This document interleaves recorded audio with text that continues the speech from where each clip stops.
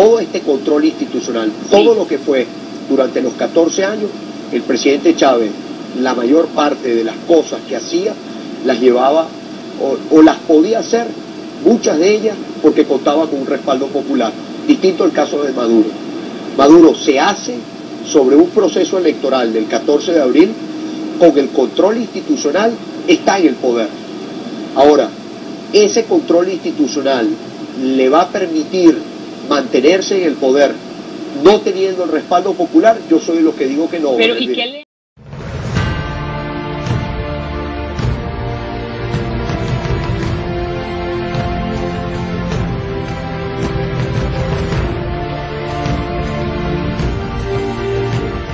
Mi nombre es Robert Alonso. Yo tengo desde el año 1972 combatiendo el castroestalinismo internacional. El que manda en Venezuela, el que ocupa a Venezuela.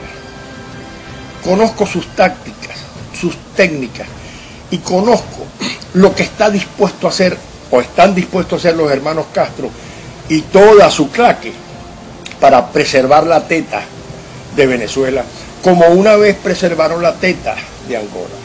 En el año de 1976, Portugal le da la independencia a Angola, luego de muchos conflictos liderizados por el doctor Agostinho Neto, que era un médico comunista del ala soviética entonces, que fue capturado, sentenciado a cadena perpetua y enviado a Portugal por terrorista. Doctor Agostinho Neto. Cuando le dan la independencia a Angola, Agostinho Neto regresa, lo liberan, por supuesto, y regresa a Angola, protegido, financiado y apoyado por la Unión Soviética a través de Cuba. Se presenta un conflicto de guerra civil entre Agostinho Neto, que era el líder de la UNITA, del MPLA, perdón, del Movimiento para la Liberación de Angola, MPLA, y Jonas Savimbi, que era el líder de la UNITA. Jonas Savimbi estaba apoyado y financiado por el Departamento de Estado de los Estados Unidos, y Agostinho Neto con el MPLA estaba financiado por la Unión Soviética a través de Cuba. Quien funcionaba como el que apoyaba el régimen, el gobierno que apoyaba a Jonas Savimbi, era el gobierno de Sudáfrica, que entonces todavía era un gobierno blanco. Ok, cuando se presenta el conflicto y Fidel Castro se da cuenta que puede perder Angola, lo primero que hace es mandar al coronel Francisco Javier Salado Villacín, y en una noche del año 76 se produce la masacre de Luanda. Luanda es la capital de Angola. Y el coronel Salado Villacín recibe el remoquete del carnicero de Luanda. Se dice que en una noche mataron a decenas de miles de luandeses que salían a la calle. No se sabe cuánto, era como el Caracazo, que no se sabe en realidad cuántos miles de venezolanos murieron en el Caracazo. Pero bueno, se habla de decenas de miles de muertos.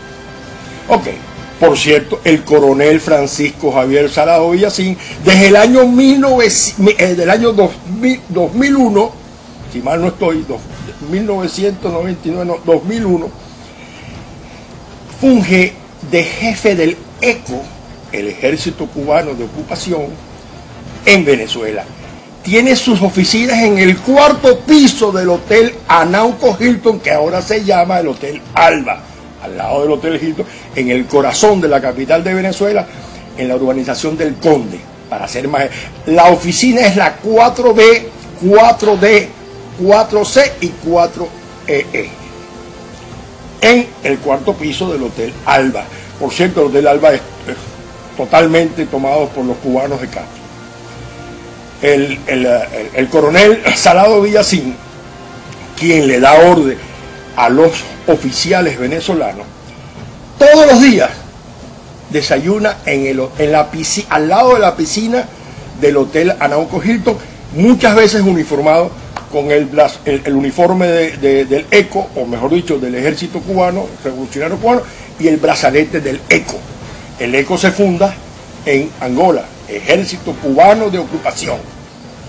Ok, montan a Agustín Neto, ganan la guerra civil, y Agustín Neto se constituye en el primer presidente de Angola.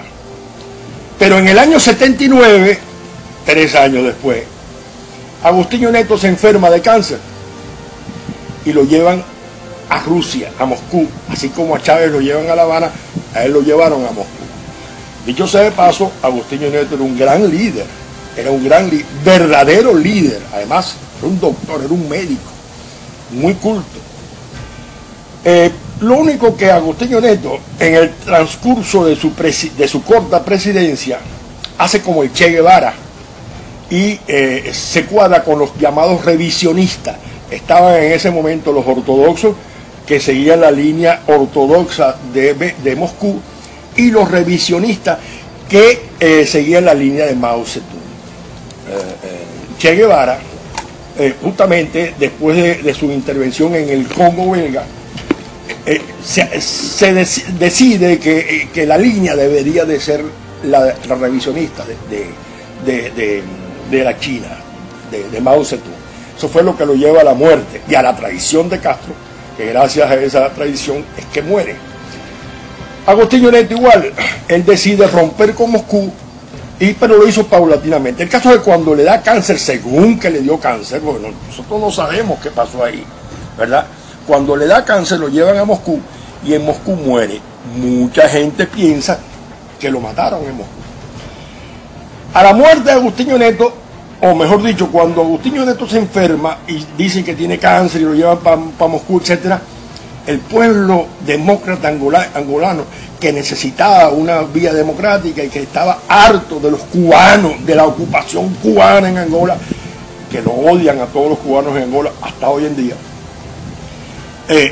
se pone en algarabía, separa las escaramuzas, la guerra civil que ya prácticamente estaba terminada, porque ya se moría el líder, y muerto el perro se creía que se acababa la rabia, pero los Castro tenían otro plan, y montaron en el poder, a la muerte de Agustín Neto, a un individuo que no lo conocían ni en su barrio, ni el vecino sabía quién era, llamado José Eduardo dos Santos.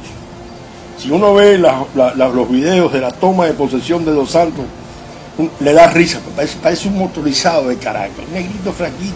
Honroso dever de prestar-se mão nesta cerimônia solene de investidura para assumir os cargos de Presidente do MPLA Partido do Trabalho, Presidente da República Popular de Angola e Comandante em Chefe das Forças Armadas Populares de Libertação de Angola, funções que vinham sendo desempenhadas com brio invulgar, com dedicação, coragem e perspicácia de estadista genial pelo nosso querido e saudoso camarada Presidente Neto, que inoportunamente faleceu a 10 de setembro en Moscú. Impresionante, hoy no, hoy es un estadista. Desde el año 79 hasta la fecha, el doctor, o mejor dicho, el José Eduardo dos Santos está en el poder en Venezuela, en Angola, José Eduardo dos Santos. Ahora, Jonas Savimbi, cuando José Eduardo dos Santos toma posesión, cree que hay una apertura y que se puede hacer un acuerdo con él y qué sé yo. Se reúnen y deciden que él va a deponer las armas. Jonas Savimbi de la UNITA depone las armas y se asimila a la vida civil, la vida política.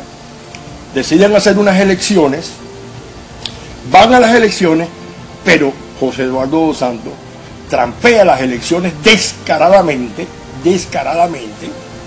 y eso empuja a Jonas Savimbi otra vez a la selva y otra vez reinicia la escaramuza y la guerra civil. Hasta que matan a Jonas Savimbi en una emboscada, creo que en un lugar llamado Tungusia, matan a Jonas Savimbi y el movimiento guerrero UNITA se convierte en el principal partido político de la oposición. Van a elecciones nuevamente y gana, por supuesto, José Eduardo dos Santos. José Eduardo dos Santos ha tenido más elecciones en Angola que Chávez en Venezuela. Recientemente acaba de modificar la constitución de Angola, hecha por cierto, por el doctor Agostinho Neto, para poder ser reelegido eternamente. Eso debe enseñarnos algo. Primero que ni Agostinho Neto ni José Eduardo dos Santos tenían incidencias en el control del poder en Angola. Era controlado por los hermanos Castro, por el Castro-estalinismo, que es un eje que se enquista en los países. Es un eje que tiene más experiencia que la que pudo haber logrado Hitler en Alemania, Mussolini en Italia, o cualquiera de los dictadores y tiranos que han pasado por la historia de la humanidad. Pero tiene más de medio siglo, mucho más de medio siglo, porque Castro empezó en el año 43 a maquinar la toma del poder, especialmente la toma de Venezuela.